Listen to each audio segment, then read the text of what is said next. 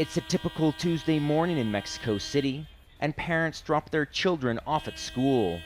It's a chaotic scene. A woman applies makeup in her rearview mirror. Another leaves her car in the middle of the street. An argument breaks out after a man backs into a vehicle that's being double parked.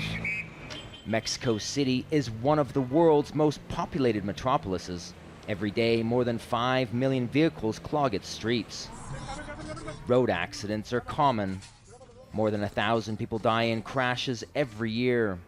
Traffic accidents are now the leading cause of death for children between 5 and 14 years old. The government says this must stop. Traffic-related deaths aren't acceptable because they can be prevented. We can do this in steps, through new regulations, infrastructure, technologies, and trainings. Officials have already reduced speed limits and installed traffic cameras. Now efforts to change driving culture are focused here.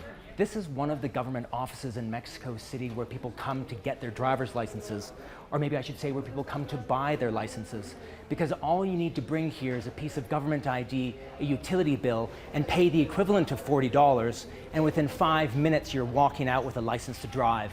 It's just that easy. But this is changing.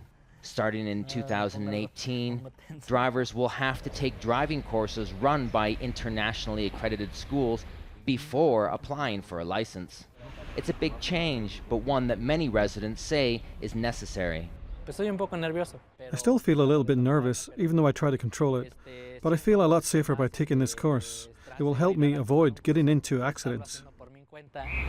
Changing the habits of millions of drivers will take generations.